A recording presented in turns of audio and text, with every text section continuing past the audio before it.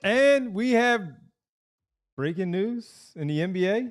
Breaking news, Devon. Breaking news. Must be a big story. Must be a big story if I talk about breaking news right away live from the Xfinity Lounge for the PHLY Sixers podcast presented by Rothman Orthopedics.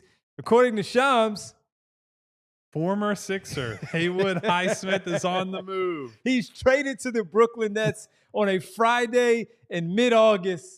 Sorry, folks, we had to do it because it's quiet in the NBA right now. You can tell there's nothing going on when it's like, oh, Haywood Highsmith got traded. We actually, in fairness, I'm pretty sure we did an entire show about Haywood Highsmith last summer as we were going through the best free agents who are left and, hey, how are they going to fill out the roster? So I don't want to be too dismissive of former Sixer Haywood Highsmith. But a little bit. But Shams does follow up now where Brooklyn has remained active in trade conversations as the league's only team with remaining significant cap space and takes in Highsmith in with an unprotected second rounder. Nets also have acquired 2 firsts this offseason as well to add the most firsts and seconds around the league. So there you go. They have a lot of stuff. Blockbuster stuff for the Friday. They have a lot of stuff. I have no idea what they're doing with any of it or any of the players. Absolutely. So welcome to the show again on a Friday presented by Rothman Orthopedics, live from the Xfinity Lounge. Kyle Newbeck, Devon Cancel Gibbons. your weekend plans. Yeah. It's Haywood Highsmith. That's right. Go update 2K right now and make sure that it's done. Because you have to. Bree is off. President of Basketball Operations is off. We got Ethan in the chair today, so we appreciate Ethan hanging with us. All of you, what's going on? Hope you're getting ready for an early start to your weekend on this Friday. Kyle, just minor stuff that's kind of going on right now. And look, the schedule yesterday, that was fun to talk about that with you and everybody else there in the chat. Look at some of the key things, the key dates, the back-to-backs that you focused on as we were going through it mid-show. You came up with the 16 of those suckers, Devon. Yeah, and with those, all of that, things have been pretty quiet this week in general. Stuff will, pop up next week potentially and all of that, but kind of quiet. So it did catch everybody's attention when Nick Nurse, who's overseas right now for basketball for Borders, and he's being interviewed and he's questioned about Joel Embiid's health. How could he not? That's the number one question on any NBA person, any basketball person, any Sixers person's mind when it comes to seeing and having a conversation with Nick Nurse. How's Joel doing? And he basically said that how it was reported first, Kyle, was the weird part where it said, Joel, it looks like Nick Nurse is saying Joel will not be ready for training camp. But when you listen to the entirety, that's not what he said. Entirety of the interview, that's not what he said at all. What he said was that he seems like he's pretty good right now. He's doing all right. Of course, there are things that are still needed to be done by the time we get to training camp to figure out if he's going to be prepared and ready to go. But right now, he said, everything's okay right now. He looks pretty. They haven't bounced the basketball. Which famous last words on that one, obviously. But for anyone who has not seen or heard the quote, there was a video that went around of it. So if you have not stumbled onto it at some point, Nurse talked to a reporter from TalkSport and said, quote, all the news is positive. I know he's working very, very hard, and I think things look good. Whether he's ready for training camp or not, I think there's maybe a lot more decisions than that to make before we get there. I want to return to that in a second. But our main thing is that he's healthy to play and play to his nearest capabilities. So I don't know. I'm not sure what he means, and I'd love to ask Nick about this at some point, where I think there's maybe a lot more decisions than that to make before we get there. what decisions are being made other than is he healthy enough to play or not play, right? For training camp. We're not talking about, there'll be lots of individual decisions during the season. We did talk about the back-to-backs. I think the back-to-backs will be a thorny issue for the public and certainly for the team for the rest of Joel's career. But I think where I have been this whole summer is that the less you hear about Joel, the better. If you just hear, hey, he's working with Dr. Glashow, he's going through the rehab process, he's working on whatever he needs to work on. If you just keep hearing that and there's no news of a setback, there's no news of, oh boy, he looks pretty crappy out there, like that's where you would start getting concerned. And I'm not saying to take the team's word at anything, because as we learned last summer, where it was, yeah, I think Joel's progressing fine. He's on the ramp, right? We're on our BMX bikes, we're on our skateboards, whatever, we're riding up the ramp, and we get to the top of the ramp, and everyone just face plants and falls flat on their face.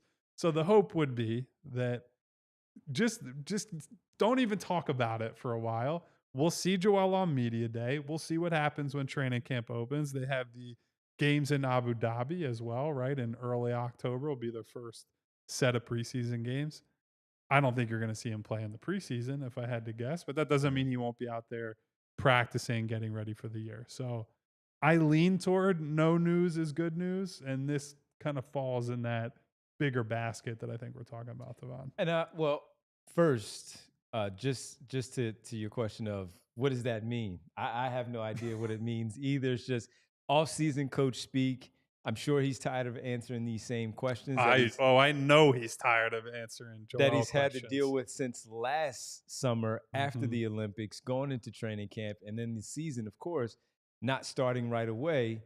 He's been answering these questions for quite some time, so I'm sure he's pretty ticked off at having to answer the same questions. That being said, we'll see. And the thing that you just pointed out, preseason, he maybe doesn't even play in those games against the New York Knicks in Abu Dhabi. Does it mean anything at all with those two preseason games thereafter on those Fridays that will be played? And then you go to the regular season, Kyle. And the thing that made me right away, as soon as you said that playing in preseason games against the Knicks in Abu Dhabi, here's my question of how we maybe gauge things right away. Of course, we'll have media day on whatever day that is. They'll talk about whatever they we'll get into a whole bunch of different things. Is he taking the flight to go to Abu Dhabi? That's a long flight for them to worry about his knee, where his knee condition is right now, and having to put him on a very long flight. And sure, also who travels with the team, they fly really well, but that's a long flight. Who's there to work on him? You know, what kind of treatment can he get while he's there? If he starts practicing over there, because they're there for like a week, 7 or 8 days, as far as I understand. So that's a good period of time heading into the season where if you are going through practices, if you're getting out there scrimmaging and whatnot, they're going to need to have multiple people on call to say, all right, if there's swelling, if there's pain, like, how do we deal with this? How do we treat it? And what's the next step? You hope that you don't have to deal with that. And at the point of the surgery and clearing him for training camp and all that means like, okay, let's just, full steam ahead and whatnot. But I think we know that's not really the nature of the problem that he has, despite having this surgery. So we'll continue to operate in not mystery, but this weird gray area for, I think, the rest of Joel's career to some extent. And so Money Mars says it's August. Who cares about clearance for basketball activities right now? Well, you care to at least get an update because of when the surgery took place and when they did say we'll have an update for you in 4 to 6 weeks or 6 to 8 weeks, whatever it was, and you never really got that. So for those purposes, Mar, you do want some sort of update on where he is conditioning and what's going on and what it looks like. But Nurse said it right now. Everything seems okay. I'm with you where it's August. All I hope for is for him to be ready. You, Derek, and others simply say, can we just get one normal run here with the big guy? I think that's well past anymore with the normal part of it. As you said, we're going to be monitoring this for however long he's in the Sixers uniform, and he is still the face of the franchise or a really important piece of the franchise. where we're going to be talking about this just like this at the start of every year Yeah. for the big fella. So until he is done or out of here, yeah, this will be the story of every summer and every training camp and every regular season and every playoff run. Like this is the guy that they attach the wagon to, right? And so this is part of the cycle. And I think there's been because of how the team framed it when he got the surgery, right? It was 6 weeks, and then I think they're expecting like a concrete update. We tried to warn people at the time. You were not going to. The Sixers are under no pressure when no one is in the building, the practice facility. People are not being subjected to constant press conferences and media availabilities. You're not going to get formal updates and releases all the time, right? That doesn't mean something one way or another, right? As we found out with Paul George, we had no reason to suspect anything was wrong with him. In fact, we were with the team the morning that that he apparently suffered the injury. I think at some point later in that day that led to him getting this other procedure. yeah. So no news doesn't mean it's good news or bad news. It just means there's no news. So we're just going to keep hearing everything's going fine, but the proof will be in the pudding, right?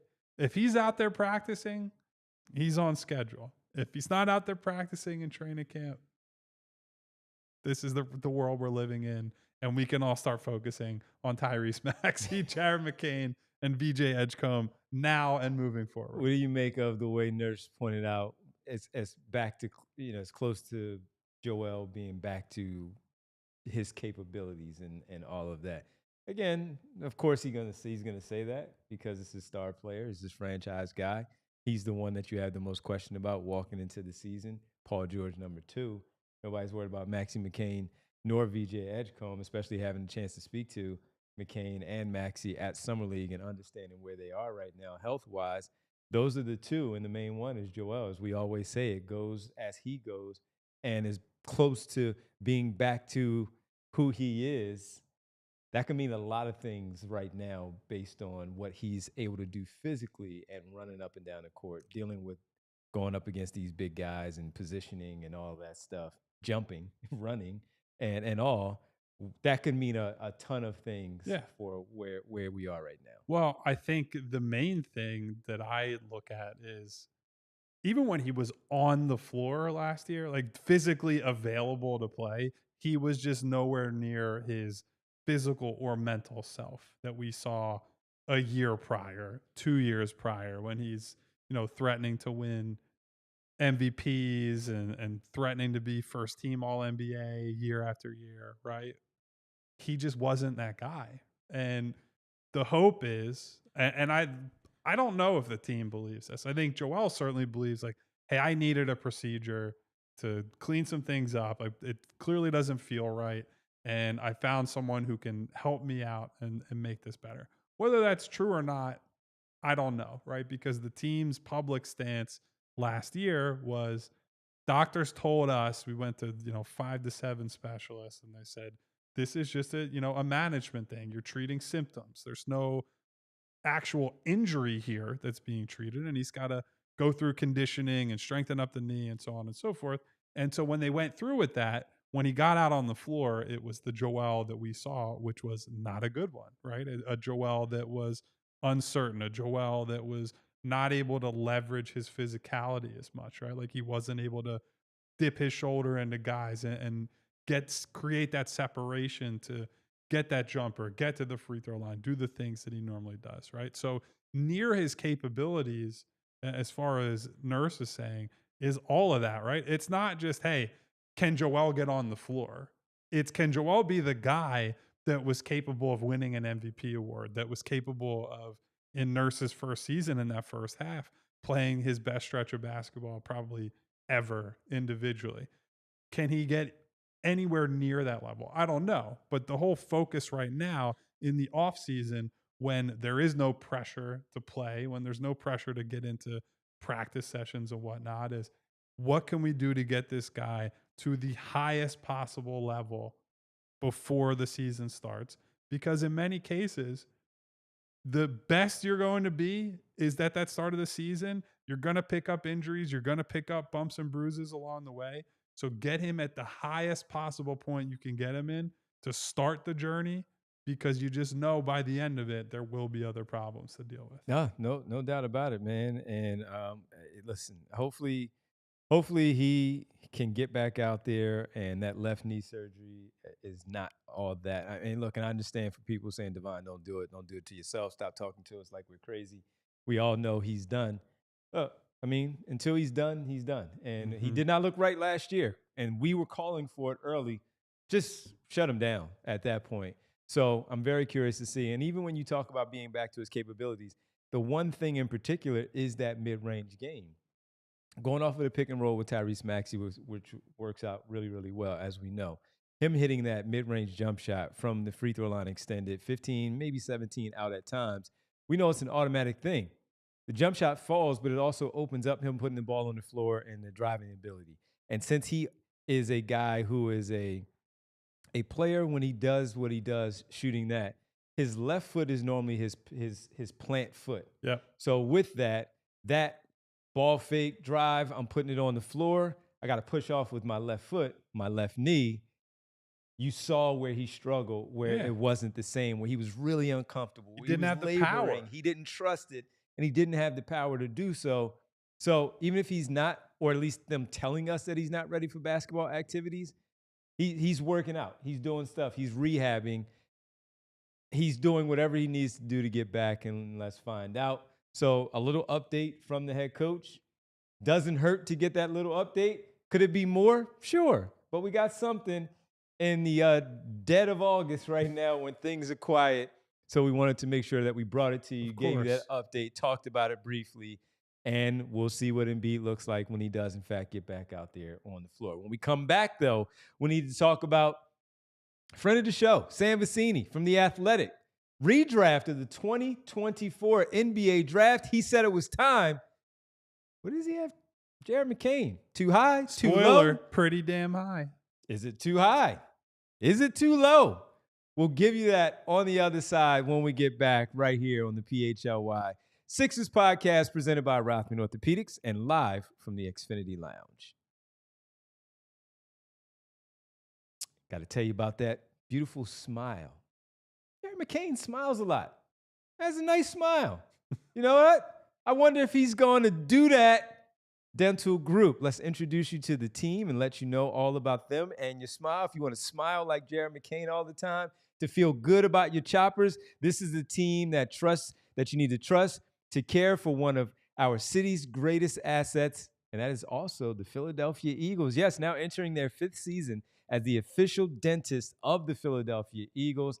Dr. D and his team have proudly served Philadelphia and his fans for over 20 years. They do it all from robotic implant surgery and Invisalign to veneers, emergencies, and so much more. Locally owned and operated, Dr. D is a proud graduate of North Penn High School and Temple University School of Dentistry. His commitment to the health and confidence of our community runs deep.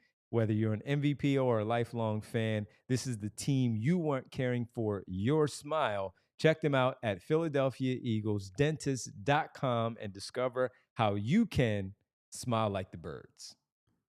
Guys, everything in life changes. The seasons, music, style, trends. What you want is stability and a guarantee. What if I told you Xfinity has a 5-year price guarantee? Because life is unpredictable, but the price of your internet shouldn't be. Get a reliable price for a reliable connection. All in means all in. Get Wi-Fi equipment and unlimited data included. It's the 5-year price guarantee from Xfinity. One internet price, 5 years guaranteed. Like I said, all throughout the week this week. Taylor Swift might be on era number 12, 13, whatever it might be. But for the next 5 years, you can be locked in with Xfinity. The price of your internet will stay the same. Learn more at Xfinity.com. Restrictions apply. New residential customers only. Taxes and fees extra and subject to change. And we're coming to you live from the Xfinity Lounge here on the PHLY Sixers podcast. And we're going to give you the big takeaway right now, presented by Xfinity. The Wi-Fi is booming. And right now, booming is the I guess right now it's just the expectation is booming for Jared McCain. Yes, it going is. into year number 2, despite the fact, Kyle, that he only played 23 games of his rookie season, dealing with the meniscus injury in his knee, shutting him down very early in December. A lot of people feeling really good, including Sam Vecini. So Sam did a redraft, Kyle, of the 2024 NBA drafts of The Athletic, of course. Friend of the show. Friend of the show. If you all remember, Jared McCain was selected at 16th overall. A lot of players certainly taken, 15 players taken in front of him. He had him at 3. Number 3. So, and I'll read you some of Sam's entry on Jared. And then we'll give you some of the names that are behind and before him, of course. So mentions that McCain only got to do it for about a month while the Sixers were dealing with injuries, but no player flashed more upside as an offensive weapon last season than him. From November 8th until December 4th, so about a full month, Devon. He averaged 21.7 points, 3 rebounds, and 3.2 assists while shooting 47% from the field, 40% from 3, and 85% from the line in 13 games. And I think this is an important note that we don't always talk about. These were games at the beginning of the season when teams were still highly competitive, as opposed to some of the late season runs we saw after a large portion of teams were out of contention. And I think that's a smart thing that Sam brings up, right? Because this is not casting aspersion at Stephon Castle, who is number 1 in Sam's redraft, but his strongest stretch of the year was in, I believe, March through the end of the season in April. And that, as we saw with the Sixers, is a time where a lot of these teams have completely packed it in, or even teams that are focused on the playoffs, focused on bigger goals. They're not gunning it against, the lesser teams, the younger players and guys. Whereas Jared's big stretch came during that's a new part of the season. Like, everybody's generally healthy. Everybody is still generally like, hey, it's so early and the season is so new. Even if you're a team that came into the year and everyone's expecting you won't be very good, you're still like the competitive fires. They're like, hey, this season could be anything. We could be a playoff team. We could get in the mix. And so I think it's smart of Sam to bring that up for context, because obviously there is hey, he only played 23 games and he didn't get as much run as all these guys. But Sam was high on Jared during the pre-draft process. And I think he now saw that bit in the NBA where it's like, not only did what Jared does work, he also added that we saw more from him as a ball handler and a off the dribble point guard type threat than I think any of us expected with him coming out of Duke. And that probably, it might not fundamentally change the whole evaluation of Jared, but if you think he can be a point guard in any way, that does open up a lot of different possibilities for him. If not in Philadelphia, then certainly elsewhere. And the other part, so the games were important early on. NBA Cup games were going on at that time.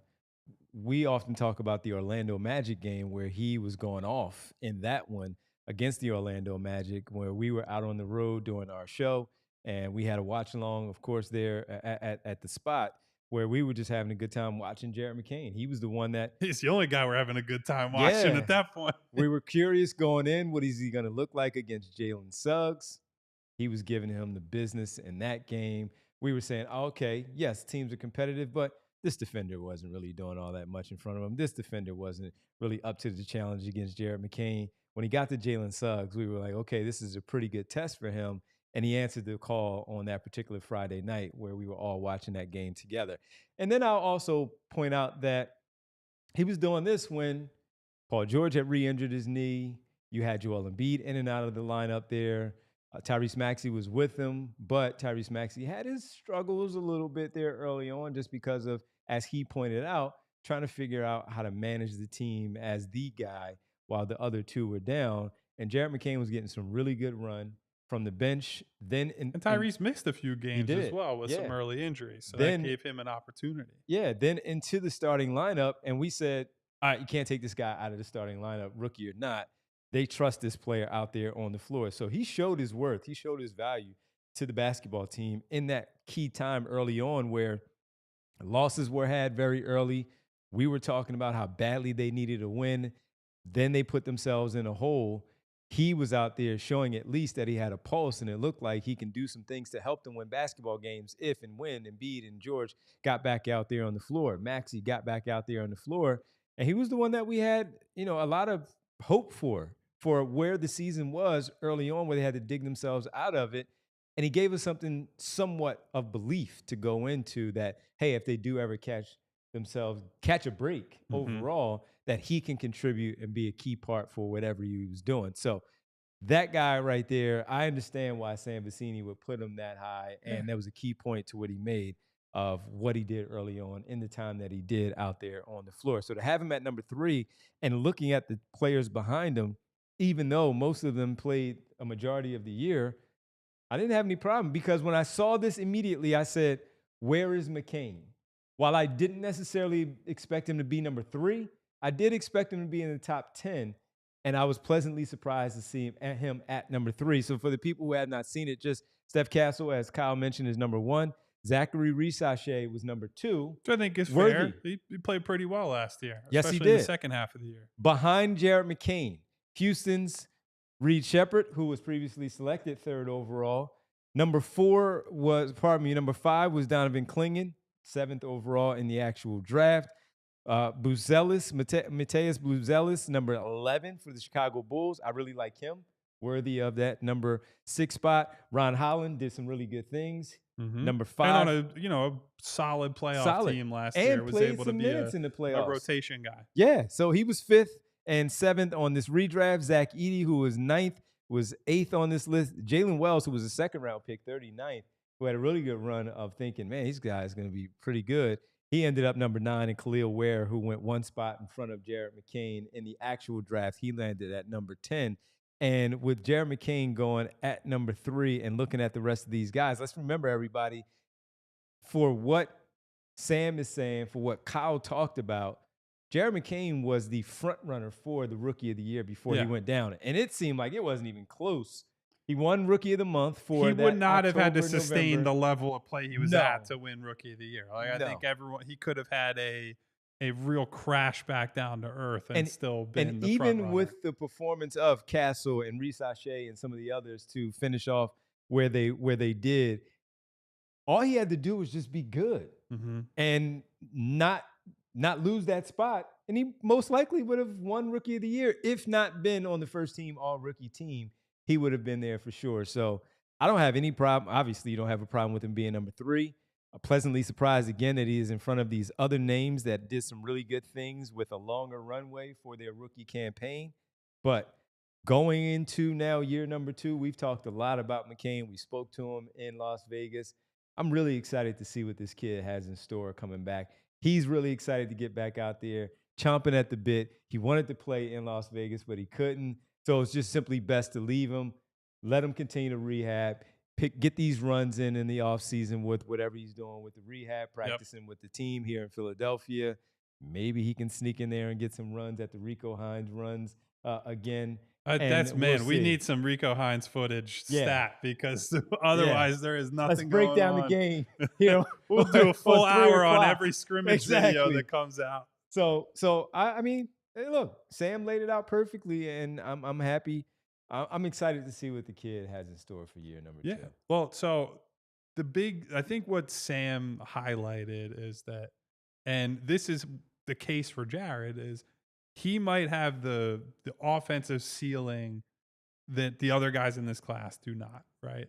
And I think it's why he's still high on Reed Sheppard, because Reed Sheppard did not have a good rookie year. He was out of the rotation for long stretches of the year for Houston. Had some look pretty good again in summer league this year, but it's all about the upside, right? The passing, the shooting, the decision making, all that. Jared already has a deliverable NBA skill, right? That shooting and all the pieces of the shooting, right? It's not just one thing. It's the off-ball movement. It's the stuff that I really like, the detail work in the corners, like the little sidestep, pump fake, relocation, and having that all come together fluidly. We saw him, Devon, in Las Vegas last summer going through those post-practice workouts. his attention to detail as a shooter is remarkable for a kid who's that young, right? And so when you start with that base, if he was just a shooter and he was just like, oh, that's a guy that will knock down shots, that would have been worthy of that, number 16 pick they used on him. I think the big thing that was, okay, they have something on their hands here, was that he could get to the rim, right? And he was able to finish in traffic and finish at the rim in a way that maybe we were not expecting coming in. Because that was the knock on him, right? Like, oh, this kid is not a crazy athlete. He doesn't have the greatest explosion and not like a dynamite first step or anything like that. But his understanding of who he is, right? Playing at his size. He is as bulky as a guard can be, I think, at that size without being, rotund like some guy. Like he's built. So he's built to get in there and he can mix it up physically.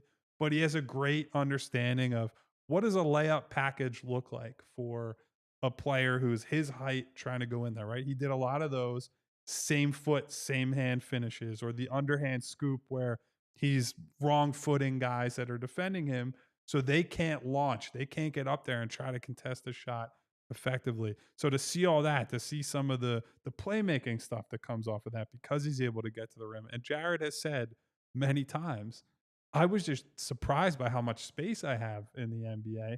And you never know what guys are actually going to do with the extra space until you see it.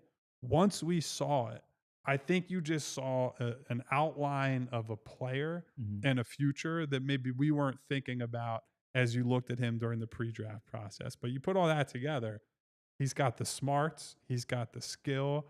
I think he's a pretty tough player too. He's also a big-time competitor, right? And that's not just on the floor. It's in the weight room. It's on the in the practice facility, playing in scrimmages and whatnot. And so I'm very excited to see what he's got when he comes back from this injury. Absolutely. So that is our big takeaway presented by Xfinity and Sam Vecini's redraft, Jared McCain, number 3. And the stock is rising. And so is the Wi-Fi, which is booming at Xfinity. The big takeaway right here on the PHLY Sixers podcast. Does he go in deeper into the draft where he had does a Dembona make the cut in there somewhere in the first round at least, depending on how far he goes? Because I don't know that he made it. I'm scrolling through unless right he just now. simply went lottery, and that's as far as he only as went top 20, so Okay. he didn't make his top 20. So Okay. so here was one of the controversial ones, right? So you read through the top 10. He had Alex Sarr at 11, which I know Wizards fans were not happy about because took him number 2. And he had some big moments last year, right? I think the most notable one was he had a huge game in Denver against the Nuggets. I think he had like 34 points and 7 rebounds and a bunch of blocks. And I think they ended up stealing that game on the road. And he's got some unique tools for a big man. And I think Sam's problem with him is that he doesn't do the things well that you need bigs to do. And so he becomes this weird player where it's like, well, maybe we should draft another big who complements him. But then that defeats the purpose of drafting a big with the number 2 overall pick, right? Why would you not draft maybe a wing that's got a more versatile skill set or a guard who could lead the offense? So that was a controversial one. He put after Sarr, it's Mitchell from OKC at 12, who he was a second round guy. Kaishan George, another Washington guy at 13. Topic, who didn't play all last year. So I think that's just kind of sticking to how he believed in him pre-draft. Filipowski at 15. And certainly if you're going based off of what we saw in Summer League, he looks like he's ready to be like a much bigger player for them this year because he was way too good against Summer League competition this year. Bub Carrington, 16. Terrence Shannon at 17. Had some playoff moments. And also, I get he's old for a second-year player, but he was at Summer League just bulldozing guys. He had no business. I think he's ready. Yeah. Tristan Da Silva at 18. Collier at 19, and then Ryan Dunn at 20. So that's fair. That's fair. And look, maybe if he expanded it out to finish out the 30, maybe a dumb boner would have made the first round. But I was just curious about that. By the way, just looking at the Washington roster, outside of it's Marvin Bagley as a big man on that roster. Rashawn Holmes is still technically part of their roster right now too, and I always remember him from that's it. the Stay 20 tuned. It's like the Yeah. two tuned on that was his hashtag on Twitter back when people actually used hashtags still. Yeah. So as far as your point about how Sam views Alex Sarr, it's because of what he ultimately may need to be in the NBA to be successful at that 5 position. He could be a stretch 5. That's okay. Kristaps Porzingis, but you got to rebound, you got to defend, you got to block shots. You have to do all that big man stuff while still making sure that you and can the finishing at the rim was the big 100%, thing, right? Like you cannot be as bad as he was finishing as a big man. That's the point of being a big man. It's supposed to be easy. When you're tall, you're closer to the rim, which means you should be able to finish shots at the rim easier. So that's something he's really got to clean up. And look, he was a rookie. He's a rookie. So we'll see. We'll see where it goes. All right. So that'll do it for us with our everything with the Xfinity and making sure that we're all good. Big takeaway. Jared McCain with the big takeaway and all. And with that, we'll come back and we'll now talk about an actual rookie. And maybe some odds of winning Rookie of the Year. We'll talk about your Sixers rookie and where he might land on the Rookie of the Year early season odds right here on the PHLY Sixers podcast presented by Rothman Orthopedics. And guys, I got to tell you about a wonderful partner of ours. That's Ford, baby. Tell you about the Ford Explorer, America's all-time best-selling SUV. It is a legacy of family trust and performance. In fact, I grew up, my mom had a Ford Explorer. It's one of those metal body. I think it was like a tan, leather seats. It honestly, makes me think of, the Ford Explorer makes me think of going to the beach, right? You're pulling up, got the windows down, some music's going, pull up in the Ford Explorer, park over by there. You drag all the sand into the car afterward after you spend a nice day down at the Jersey Shore. But no matter where you are, the Ford Explorer offers all kinds of great features, rear-wheel drive or intelligent four-wheel drive. They have both options if you want. Offers 3-row seating. You can fit up to 7 passengers. So it's great for beach trips, but also family and road trips. And maybe you're just throwing a bunch of friends in the car to go do something fun together, right? There's a hybrid model, offers up to 500 miles of driving range, which is a great balance of power and economy.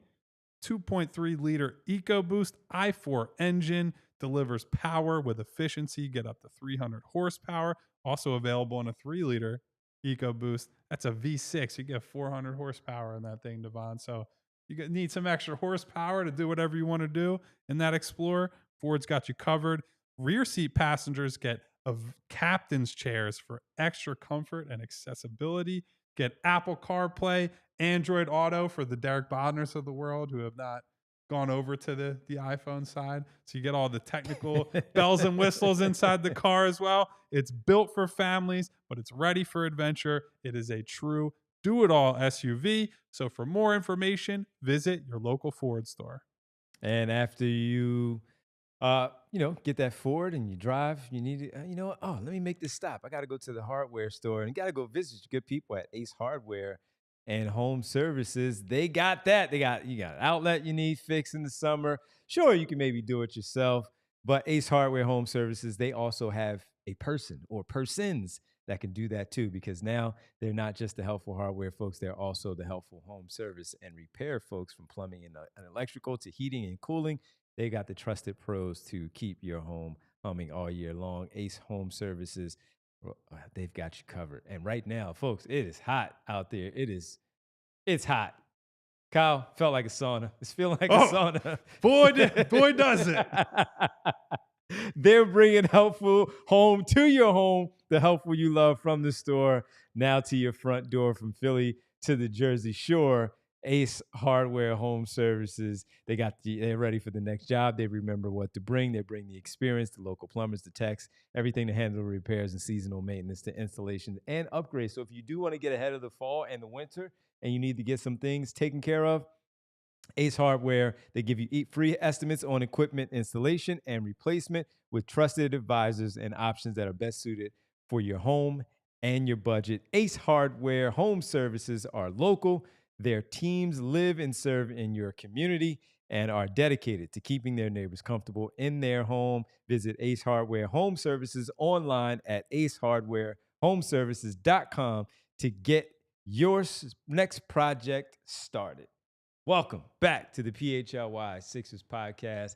And we got to tell you about the $36 intro offer right now for you to join in on the Die Hard community, to become a Die Hard member, to read all the great stories for the Philadelphia Eagles preseason game this weekend against the Cleveland Browns. You can get a free t-shirt when you sign up, like Kyle has like right this. Now. Go Birds. Go Birds. 2 trophies on there. 6 shirt right there. You can get that. You can also join the Die Hard community. You have access to all the great events that we have here. So go ahead, sign up, become a Die Hard member right now at allphly.com. And when you do so, you can now then sign up to take advantage of the great thing going on right now with the PHLY Flyers and Philly sports trips. Listen, it's the California Takeover. 2 games. Oh, yeah, baby. 2 games right now for the California Takeover. Headed out west for a great trip with Philly Sports Trips, where you can meet John LeClaire. He'll be on the trip. Legion of Doom. Flyers legend right there. You get the California Takeover from March 17th to the 22nd, where we are hitting the West Coast for 2 huge games. First, the Anaheim Ducks at the Honda Center, and then the LA Kings at the Crypto.com Arena. The package includes optional round trip direct flights from Philly, a 5-night stay at the beautiful Sanborn Santa Monica. So go look it up, see where you're staying. You get group tickets to both games as well if you want to see the games. A Flyers watch party and exclusive meet and greet with John LeClaire. Plus, the Philly Sports Trips crew will be there to handle every detail so you can just enjoy the sun, the sounds, the sights, and some hockey. Some winning hockey, hopefully on the Flyers side. This is the California vacation. It's about damn time for some of that. Every Flyers fan dreams of, with a couple of wins to top it off. Spots are limited. Book your trip today at allphly.com/events. All right, let's talk some rookies. Let's talk some rookies. By the way, Ford Explorer, my grandmom had, I think she had a Ford Tempo back in. Oh man, yeah. When my grandma had that, it's like, oh, new car, Ford Tempo. My cousin had a Ford Taurus, the old school Ford Taurus. Oh yeah, I rode in a few of those. Yeah, man. So good times, and we had people, of course, in the family with the Ford Explorers back in the day. When you want your first car, too, you're looking at it, you're like, I want one of those. I want a Ford Explorer. You're leather damn seats, right. Hot. Leather seats, That's hot. the thing, though. It's like the trade-off. It's hot. Sometimes you get in that car in the summer, and it's, but those leather seats are nice. Boy. Put a towel down, I'll take, man. exactly. Yeah, man. I'll take hot. it. It's hot. All right, let's get to the updated Rookie of the Year odds for VJ Edgecombe. Where is this one? Who had this one? Was it Kevin Pelton? So Kevin Pelton wrote about the whole league, and everyone who covers it is treating Cooper Flagg as a lock to win Rookie of the Year. And I think that's fair. That is fair. The hype is there, the skill and talent is there. The playing time, the opportunity will be there.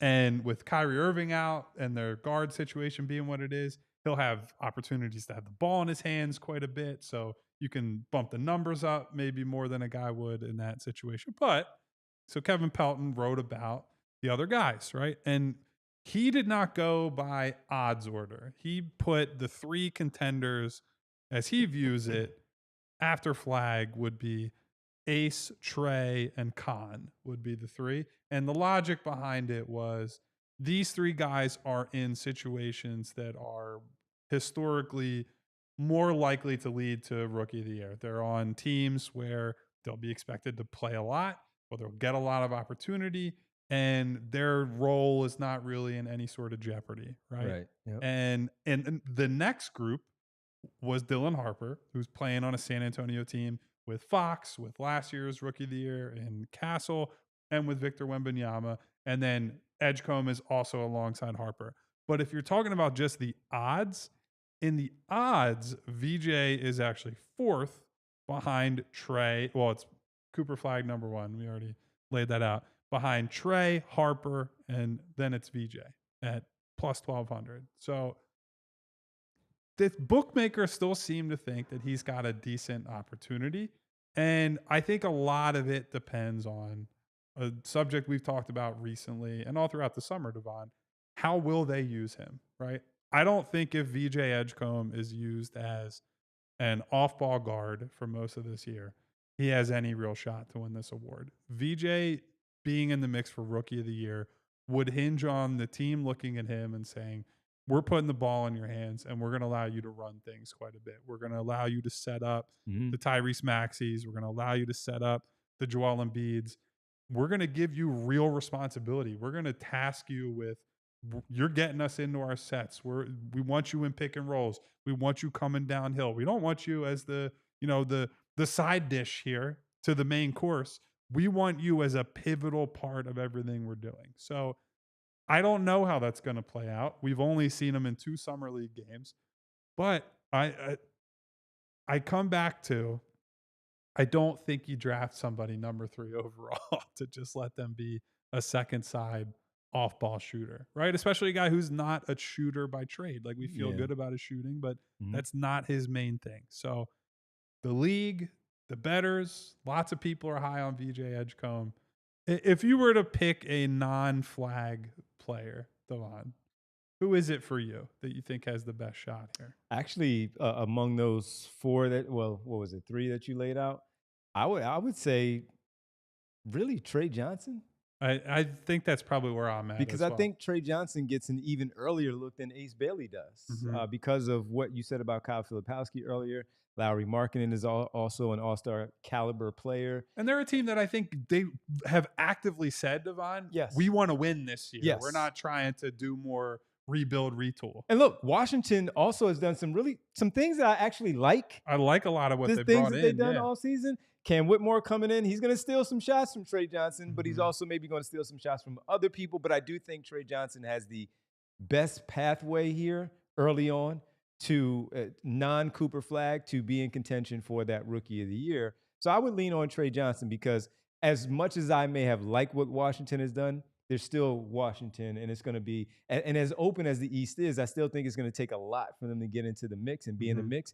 But if they do get into the mix and they are in some contention of back-end play-in conversation where it's meaningful at the end, he's still going to be on the floor, in my opinion, where it's going to rely heavily on some things that he does, and I think he's good enough, and he's going to have a good enough opportunity in playing 25 to 30 minutes a night. They're going to win some games. He's going to hit some shots, and there's going to be some things that the voters are going to go back to and say, remember when Trey Johnson did this, and he did this consistently, and he's playing and he's shooting 38% in his rookie year, taking 7 3-pointers a game. He's playing in the Rising Stars game, and he's going to, while he hits the wall, maybe Ace Bailey does have a pretty good month, but he bounces back and he does some really good things. So I think Trey Johnson is my vote to your question outside of Cooper Flag. I would lean right now, Trey Johnson is being my vote to be the one that would challenge or be in front of VJ Edgecombe and Ace Bailey right now. He fits the profile of, when you look at Rookie of the Year, traditionally, it's who's going to put up volume stats, right? And I don't mean that as a diss, right? It's just he has an opportunity where he can get shots up. They're going to give him the ball. They're going to get him involved. Even when he's not on the ball, though, he already has a developed NBA-ready off-ball skill set, right? We've seen the movement shooting, and maybe not as much of it as you would have liked at Texas, right? But he's got an NBA-ready shooter skill set. So you combine the on-ball, off-ball, you think about like he is a highlight player, right? He will be a guy that every night or every other night, you're going to see him pulling up from 30. You're going to see him doing what he did against Kaman Malawach, throwing it off the back of his leg so he can score a bucket in transition after he got, kind of stuck in no man's land there. He is a player that has all the ingredients and the talent, right? Like the talent first and foremost, very good player. Guy who I think all of us here on the show believe in quite a bit and would have been thrilled if he had been a Sixer as well. So he feels like the obvious answer to me if it's not going to be Flag. I think it could be Ace, but I think Ace, Ace is going to be in a situation where I agree with you. I think he's probably closer to the VJ spot where it's like you're going to have to earn some minutes early on. And they want to see Cody Williams too. Yeah. After a disappointing rookie season. Similar positions, they want to see him too. And rookie of the year often tends to be who can seize the narrative early. Who's the guy that in October, November, first half of December really seizes the public's attention? Like, wow, that guy just shot the lights out for the first month and a half of the year. And some of that will just come down to opportunity. Trey has a clear path, unlike like a Dylan Harper, for example. He's battling with two other guards who need the ball in their hands just to get opportunities to, do the things that he's best at. So I would fade him as well. Yeah, Trey, Ace. I'm trying to think if there are any other obvious ones from near the top of the class. Nah, because even you're looking at guards a lot of times. Yeah. And Fears. If Fears really popped. I don't think he's going to get the ball early enough to do so. So I think that's a negative for him. Yeah. I don't think that works out. Colin Murray Boyles, no. Demon picked at 8. I don't think so. Not so much. So I think those names are the ones. Maybe Queen if he just. Maybe. It could be like their problem in New Orleans is they might siphon touches from one another, and I don't know how complementary they are to one another. And then they still have Zion, and they have Trey, and they have guys who are. So that's a interesting one. Yeah, and Winona asked, "Isn't Jordan Poole still in Washington?" No, actually, he's in New Orleans as part of that trade. So that might take away from opportunities for both Fears and Queen, where they would knock them out. And as a result, though. That's why I also like Trey Johnson. He's going to come off the bench because C.J. McCollum is there. But I love the vets that he has with him in C.J. McCollum and still, right now, Chris Middleton on that team to help prepare him, get him ready. Carrington is good, as we know. George is good, as we know. They're going to get their run. But as far as we're talking rookies, I think Trey Johnson would be my answer right now. Yeah. All right. And because of that, we want to move to – how do we watch New Orleans or Washington? I forgot about that. Or all of that. So for the final few minutes here, let's get to my old man takes on the new NBA broadcast setup. The new schedule, how to watch games in the NBA. How do you watch games in the NBA? Great question, Devon. Okay. The watch guide. Thank you, Ethan. The NBA sent this out. Leave this up here for a second while Kyle breaks it My down. first thought looking at this is like, why are you making this so confusing looking for customers, right? The beauty of part of the NFL's branding has been a certain time of day. I'm watching a certain team. I know exactly where that game will be. You watching two NFC teams at 1:00, that's on Fox, right? You watching AFC teams at 4, that's going to be on CBS. Sunday Night Football is on NBC. Monday Night Football, ESPN, right? Like, you associate days of the week and time slots with this is where it's going to be. And I understand some of these are like Wednesday, Thursday, Monday, Tuesday. Like, that all makes sense. You look at Sunday, Friday, and Saturday. It's like, let's just take a guess. And I'm imagining being a fan out at a bar. Bartenders always ask, or like, nobody struggles more with anything than a bartender with a remote control while they're trying to do their job. Like, hey, can you put this game on for me? Yeah. Sure. Where is it on? I don't know. Can't you just look? And then it turns into a whole thing. And now you have to juggle that with multiple different networks, one Ethan, of which is a streaming service. You take that down. Now pull up. There's another graphic that is I think it's the event schedule. So it's like, look at this. Key dates. The key dates. It's like, hey, it could be on any of these. Flip a coin. Throw it against the wall, like, man. I'm really dialed in on the NBA. So I will know what games are on when and where and how I have to watch it. That's a lot, how much I had to pay for it. This is just ridiculous having to look at this. Then on top of that, where's NBA TV, Kyle? At least we get those too. Where are they? They might as well not exist at this point. The real issue with all of this is now, and this is a broader societal problem. Sure. We went from, man, cable sucks.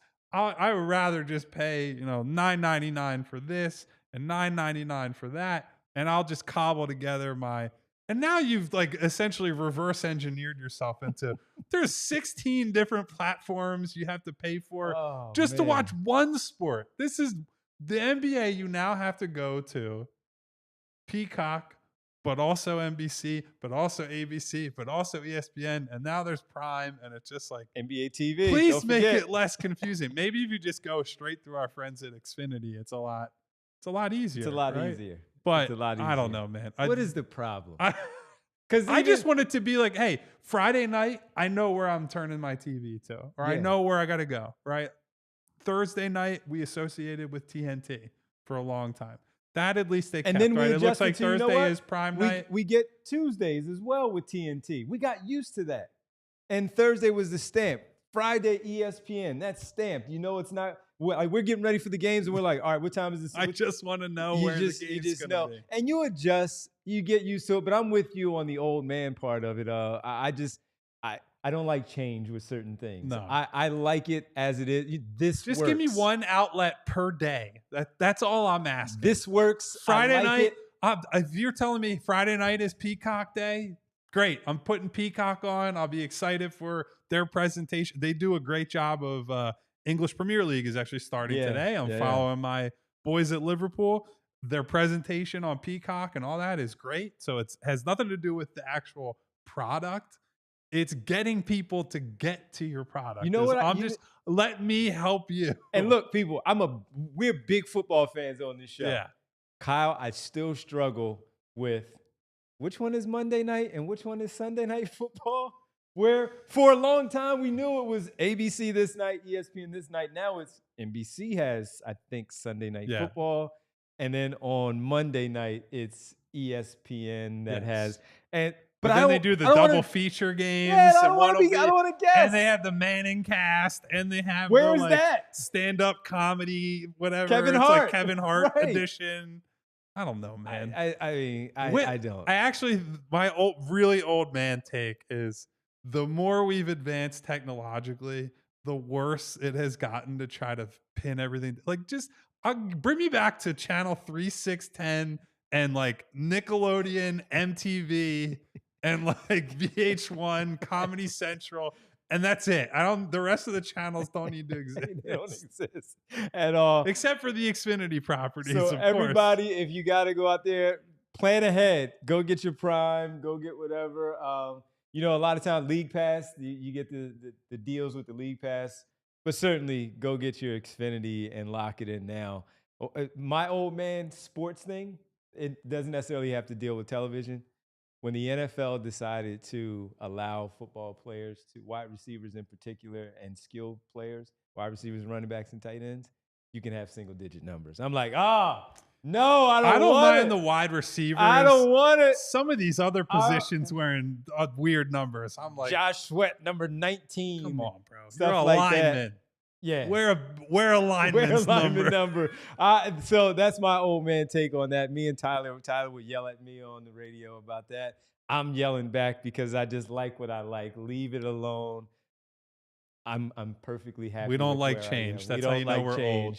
Yes, we are old on this one. And we're so old but we're not old enough to forget that we got to sign off and get ready to say it's the world famous roll call. And by the way, we did have a super chat from Marcus Blackstock on the way out. I'm sorry, Marcus. Marcus said, I don't want to get it wrong, if it isn't broken, don't fix it. Don't fix it. We're with you, Marcus. Thank you for that. You get the shout out immediately from roll call.